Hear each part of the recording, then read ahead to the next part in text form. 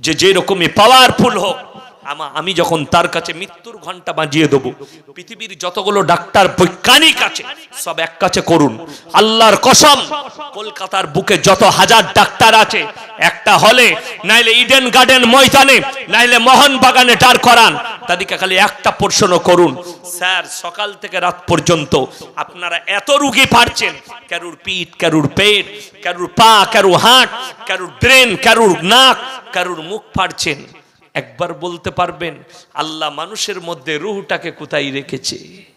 এখনো পর্যন্ত কেউ বলেছে? এই কথা বলেন না কেন? বলতে পারেনি। জোরে একবার বলুন নারায়ে তাকবীর। আল্লাহর শক্তি শুনেলেন আমার নবী, বিশ্ব নবী জানাবে মুহাম্মদুর রাসূলুল্লাহ, সকলে বলুন সাল্লাল্লাহু আলাইহি ওয়াসাল্লাম। আল্লাহকে প্রশ্ন ছুড়লেন নবীজি, ইয়াসালুনাকা আনির রূহ, ওগো আল্লাহর রূহটা কি? আমার আল্লাহ উত্তর দিলেন, কুলির রূহ মিন আমরি, হে আমার বিশ্ব নবী, রূহটা হচ্ছে আমার আল্লাহর হুকুম। আমি যখন বলবো চলে যা, চলে যাবে, আমি বলবো ফিরে আই, ফিরে আসবে। অপর জায়গায় আমার আল্লাহ রাব্বুল আলামিন বললেন, ওয়ান নাসিয়াতি গরকাম ওয়ান নাশিতাতি নাশতা। গরক মানে হচ্ছে ডুব মারা, ডুবা। আমার ফেরেশতাদিকে মালাকুল মউতকে হুকুম দেব, ডুব মারো তার শরীরে, ধরো রূহটাকে, টেনে নিয়ে এসে ওয়ালাউলা ইজা বালাগাতিল হুলকুম, এই হালাকে নিয়ে মৃত্যুসজ্জায় মানুষ দাঁড়িয়ে থাকে না বিছানায় থাকে? কথা বলেন। বিছানায় পড়ে যায় মানুষ, পড়ে যায়, বিছানায় থাকে। কোরআন নকল করছে, ওয়ালাউলা ইজা বালাগাতিল হুলকুম, আমি আমার ফেরেশতাকে বলি তারা ডুব মেরে রূহটাকে ধরে নিয়ে তাদের হালাকে টেনে নিয়ে আসে। কোরআন বলছে আনতুম হিনা ইজিন তানজুরুন, তারা তখন মৃত্যুসজ্জায় থাকে, সব ক্ষমতা উড়ে যায়, তারা খালি ভ্যাল ভ্যাল করে তাকিয়ে তার আত্মীয় স্বজন, পাড়া প্রতিবেশী, স্ত্রী পুত্র পরিজনকে দেখে। তারা চেষ্টা করে কি বলার, তোমরা খারাপ কাজ করো না, ভালো হয়ে যাও, আল্লাহ বড় বিপদ রেখে দিয়েছে, কঠিন বিপদ আছে মরণের পরে। আমার যা কষ্ট হচ্ছে আমি বুঝি। ওই সময় দেখবেন মৃত্যুর সময় কিছু মানুষের মুখ দিয়ে রক্ত বেরিয়ে যায়, বের হয় না? কোনো মানুষের পায়খানা বেরিয়ে যায়, কোনো মানুষের প্রস্রাব বেরিয়ে যায়। ওই রূহটাকে টেনে হালাকে আনলে সেই কষ্টর সময় মানুষের পায়খানা প্রস্রাব বেরিয়ে যায়। আনতুম হিনা ইজিন তানজুরুন, তুমি খালি ভ্যাল ভ্যাল করে তাকিয়ে দেখবে চারিদিকে, তোমার আত্মীয় স্বজনকে তোমার করার কিছু থাকবে না, বলার ক্ষমতা কেড়ে নেওয়া হবে। ওই জায়গায় ফেলোয়ার। ওই জন্য আল্লাহ কোরআনে আরো এক জায়গায় বলেছেন মানুষ সম্পর্কে, যারা নিজেকে শক্তিশালী ভাবেন তারা শুনে নেন। আল্লাহ কোরআনে বললেন যে হে আমার নবী, বলো পৃথিবীর মানুষকে যে তারা হচ্ছে আমার কাছে অসহায় আর দুর্বল। ইন্নাল ইনসানা খুলিকা হালুয়া, আমি মানুষকে অসহায় আর দুর্বল করেছি। একটাও মানুষ সবল নয়, একটা মানুষও সবল নয়। কেউ সাংসারিক দিক দিয়ে দুর্বল, কেউ অর্থনৈতিক, কেউ শারীরিক, কেউ সামাজিক, কেউ অর্থনৈতিক, কেউ রাজনৈতিক, কেউ পারিবারিক। যে কোনো দিক দিয়ে আমি মানুষের মধ্যে দুর্বলতা দিয়েছি। কেউ সবল নয়, রাজা বাদশাহ থেকে নেতা মন্ত্রী থেকে কেউ সবল নয়।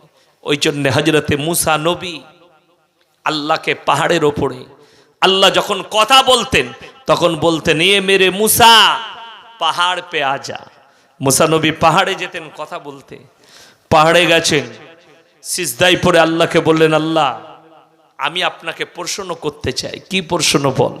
আজীব ও গরীব সওয়াল করলেন, আল্লাহকে প্রশ্ন ছুড়ে দিলেন। কি? আল্লাহ তুমি যদি আমার বান্দা হতে আর আমি যদি তোমার রব হতাম, তুমি আমার কাছে কি দোয়া চাইতে? তুমি আমার কাছে কি দোয়া চাইতে? পৃথিবীতে সব থেকে দামি নিয়ামত আল্লাহ যেটা দিয়েছে, আল্লাহ উত্তর দিলেন, হে আমার মুসা, তুমি যদি আমার রব হতে আর আমি যদি তোমার বান্দা হতাম, তোমার কাছে একটা দোয়া চাইতাম, তন্দুরুস্তির দোয়া, সুস্থতার দোয়া, যেন আমি মৃত্যুকাল পর্যন্ত সুস্থ আর তন্দুরুস্ত থাকি। মানুষ দেখবেন খাবার খায়, গ্যাস হয়ে গেলে আর কিছু খেতে মন যায়? কথা বলেন, খেতে মন যাবে না, খাওয়া শেষ। পাতলা পায়খানা হলে খাওয়া শেষ। শরীর জ্বর চলে এলে বিছান থেকে উঠতে পারছেন না, আর কোনো কাজে মন লাগবে না। তাইলে অসুস্থতা কত খারাপ, সুস্থতা কত বড় জিনিস। স্মার্ট থাকবে, সুস্থ থাকবে, সব উড়িয়ে দিবে, মনে হবে দুনিয়া উড়িয়ে দেবো। সেই মানুষটাই যদি অসুস্থ হয়ে যায় তখন আর কোনো কাজ করার ক্ষমতা থাকে না। আল্লাহ বললেন, আমি তোর কাছে একটাই দোয়া চাইতাম, সেটা হচ্ছে সুস্থতা। হে আমার মুসা, আমার সব থেকে বড় নিয়ামত হচ্ছে সুস্থতা। কোনো মানুষের যদি ক্যান্সার হয়, তাকে যদি বলা হয় শুয়োরের গু মাগলে ক্যান্সার ভালো হবে, তা তাই মাগবে। ঠিক বলছি না ভুল বলছি? এত অসহায় থাকে মানুষ। তাকে যদি বলা হয় সুন্দরবন জঙ্গলে চলে যাও, একটা গাছের পাতা আছে, তুমি চিবিয়ে খেলে তুমি ভালো হয়ে যাবে, সে সেটাই খাবে। ছুটবে কি করে পাওয়া যায় সেই পাতাটা। অমুক জায়গায় অমুক মলবির কাছে চলে যাও, সে ওষুধ দিলে ভালো হয়ে যাবে, সে সেইখানেই ছুটে যাবে। মানুষ এত অসহায় হয়ে যায়। ওই জন্য আল্লাহ বললেন, ইন্নাল ইনসানা খুলিকা হালুয়া, আমি মানুষকে অসহায় আর দুর্বল সৃষ্টি করেছি, একটাও মানুষ আমার কাছে সবল নয়। আল্লাহ সবল করেননি। কিয়ামতের আলামতগুলো আপনাকে বলে দিই। কিয়ামতের আলামত হচ্ছে, আজকে আপনি চোখে দেখতে পাচ্ছেন, আমরা দেখতে পাচ্ছি, কিন্তু প্রতিবাদ করার কেউ নেই। আমরা বলতে পারি না, কিন্তু আমি প্রকাশ্যে আজকে বলে যাচ্ছি। আমার নবীজি সাল্লাল্লাহু আলাইহি সাল্লাম যে আলামত বলেছেন, তার মধ্যে মারাত্মক একটা আলামত হচ্ছে, তোমরা বুঝতে পারবে কিয়ামত কাছে এসছে তখন, যখন ছোট লোক চামার অশিক্ষিতরা দেশ চালাবে আর শিক্ষিত মানুষেরা বসে চুপচাপ দাঁড়িয়ে দেখবে। এটা কিয়ামতের আলামত। তার একটা প্রুফ দিই। বাংলাদেশে এই বছরে দেখলাম একটা খ্যাপা আছে, হিরো আলম, গান করে, সে নাকি ভোটে দাঁড়িয়েছে। কথাটা বুঝতে পারেননি? ভোটে দাঁড়িয়েছে সে। আমাকে একজন বলেছে তাকে আল্লাহ ওই রকমই সৃষ্টি করেছে, কিন্তু আপনার জানা দরকার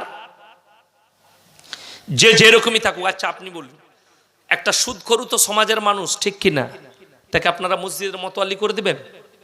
কথা বলে না, করা যাবে? একটা মৌলবি যদি হারাম কাজ করে, তাকে ইমাম রাখবেন? ইমাম রাখবেন না। কেন? বেঁচে রাখতে হবে, হারাম হালাল আছে কিনা দেখে রাখতে হবে। তো তুমি নেতা কাকে সিলেক্ট করবে?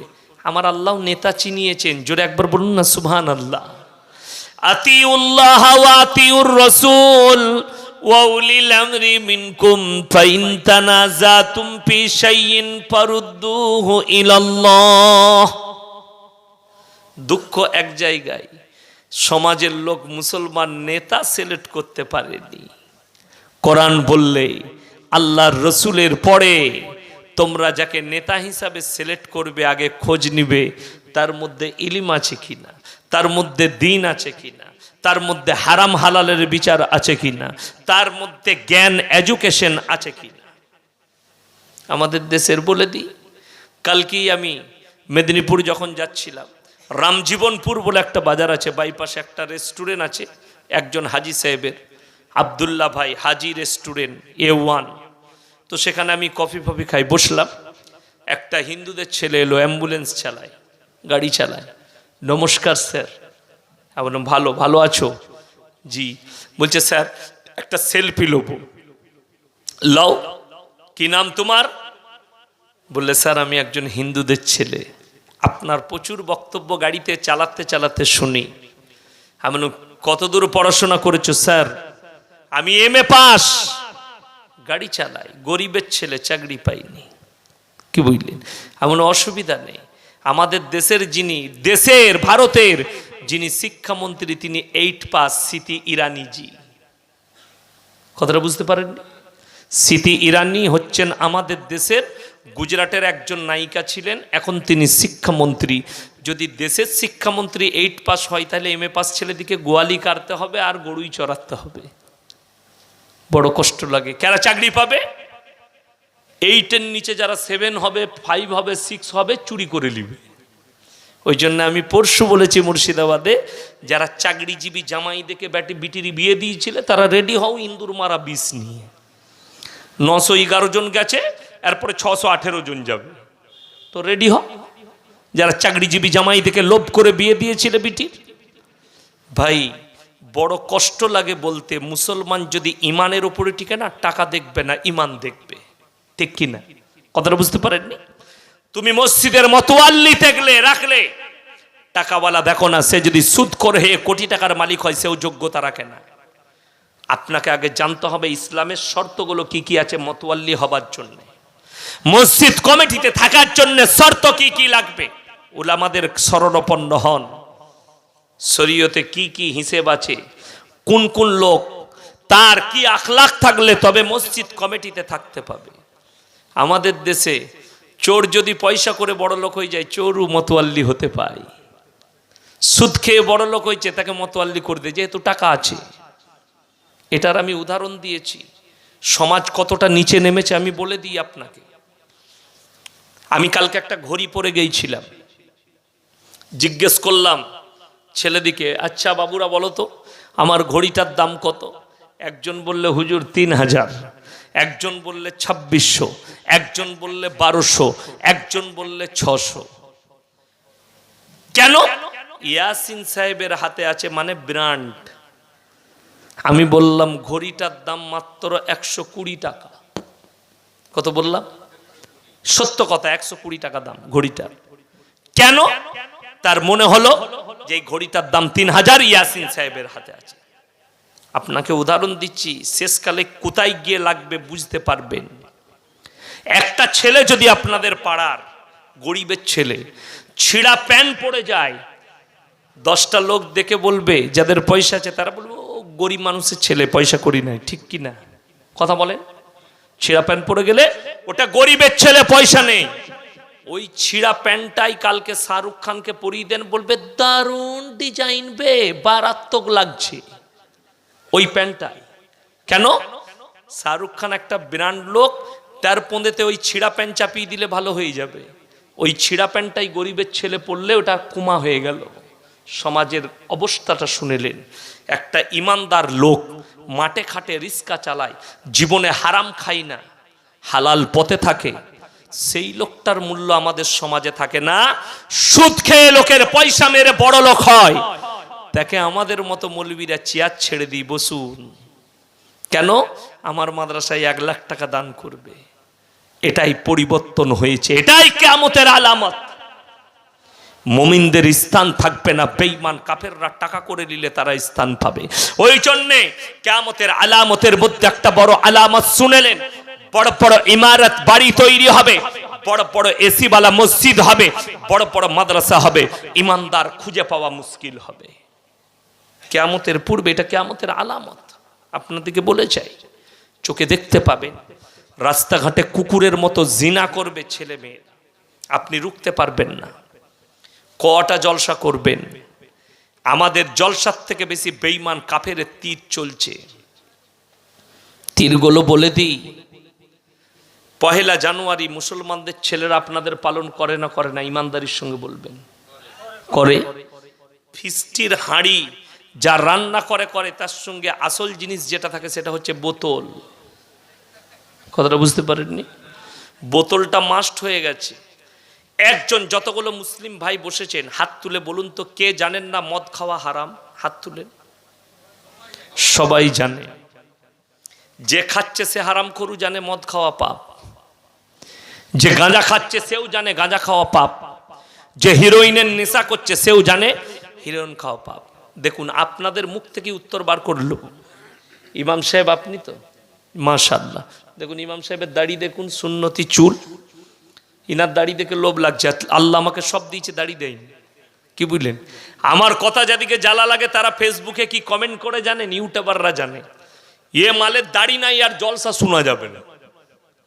আমি বললাম ভাই আমার দাড়ি না থাকলে এসব হুজুররা আমাকে স্টেজে বসতে দিত? এরা তো জুতো মেরে নামার, তো আমি দাড়ি চাচা মাল হলে। আমি আমার লাইফে হাত লাগাইনি, আল্লাহ আমাকে সব দিয়েছে, দাড়ি দেয়নি। আমি কি করব? তোদের কাছে চাপানার ওষুধ থাকলে আমাকে পাঠা, যদি বেরিয়ে যাই তা দেখব। বড় কষ্ট লাগে আমার ভাই। এই হুজুর, এই ইমাম সাহেব ভাই, ইনি যদি কালকে দাড়িগুলো চেঁচে ইমামতি করে, এর পেছনে নামাজ পড়বেন? আপনারা হাত তুলে বলুন তাড়াতাড়ি, পড়বেন কি পড়বেন না? পড়বেন না। ইমাম রাখবেন? রাখবেন না। কত সুন্দর ফতোয়া, উত্তর আপনাদের কাছে। ইমাম সাহেব দাড়ি চেঁচে নামাজ পড়ালে তার পেছনে নামাজ পড়বেন না। তুই হারাম করে ইমামের পেছনে কি করে পড়িস বে দাড়ি চেঁচে? কথাটা বুঝতে পারেননি? ইমামের জন্য হারাম আর তোমার জন্য হালাল। ফতোয়াটা কোন মৌলবি দিয়েছে? সেই মৌলবিটাকে নিয়ে এসো, তার জুতোর মালা পরবো, সে যদি খালি বলে দেয় যে হালাল। আমার ভাই, বুকে হাত দিয়ে বলুন, ইমামের জন্য আল্লাহ যেটা হালাল করেছে সেটা তোমার জন্যও হালাল, ইমামের জন্য যেটা হারাম সেটা তোমার জন্যও হারাম। আমার নবীজি সাল্লাল্লাহু আলাইহি সাল্লামের উপরে যতগুলো আখলাক বাড়তিয়েছে সেটা সকলের উপরে বাড়তিয়েছে না বাড়তায়নি? বাড়তিয়েছে। কিন্তু আপনি বলছেন মৌলবি দাড়ি চাচতে পাবে না, কিন্তু আপনি পাবেন। আমাদের মতো মৌলবি যদি বিড়ি খায় স্টেজে, কইবে একটা সিগারেট দিয়ে তো খেয়ে নিই তারপরে বায়ান করব, আপনারা কি বলবেন? সালার বায়ান শুনবই না, ঠিক কি না? আমি সিগারেট খেলে আমার পেছনে নামাজ পড়বেন না, আমি বিড়ি খেলে আমার বায়ান শোনা যাবে না। আর তুমি হারাম করে বিড়ি খেয়ে মসজিদে ঢুকে কি করে নামাজ পড়ো? কথাটা বুঝতে পারেননি? মসজিদের বাইরে ফুক দিয়ে উজু করে নামাজ পড়ছে, বড় কষ্ট। ইমাম সাহেবের জন্য বিড়ি সিগারেট খাওয়া হারাম আর তোমার জন্য হালাল। ফতোয়া কোথা থেকে পেলে? বিবেককে জিজ্ঞেস করুন। আমি আপনার ওপরে হুকুম জারি করতে আসিনি, খালি ইসলামটা বুঝাতে এসেছি। যদি মনে হয় ইমামের জন্য যদি হারাম হয় তাহলে আমার জন্যও হারাম, কাল থেকে ইস্তেগফার করে ছেড়ে দিবেন। আর যারা দাড়ি রাখতে পারেননি প্রত্যেকটা যুবককে বলবো কাল থেকে দাড়ি রাখো। কেন? শোনো, আমার নবী, বিশ্ব নবীর হাদিস, নবীজি বলছেন, যারা লম্বা লম্বা সাদা সাদা দাড়ি নিয়ে কবরে আসে, আমার আল্লাহ তাদেরকে আযাব দিতে লজ্জা বোধ করেন। জোরে বলুন সুবহানাল্লাহ। যারা দাড়ি রেখেছেন তারা ভাগ্যবান। আবার এই যা বটে বটে, দাড়ি তো রাখেইনি মাল, তার উপরে আবার একটা কালটা কি জানেন? মোজগুলো পেকে গেছে, দাড়ি পেকে গেছে, দাড়ি তো চাঁচা বোঝা যাবে না, চুলগুলো পেকে গেছে। বৌদিরা যাতে আমাকে বুড়ো না ভাবে তার জন্য অনেকজন আবার মালগুলোকে কালো করছে, ঠিক কি না? আছে না নাই? সেলুনে গিয়ে বলছে একদম ভালো করে কালো করতে হবে, দারুণ একদম।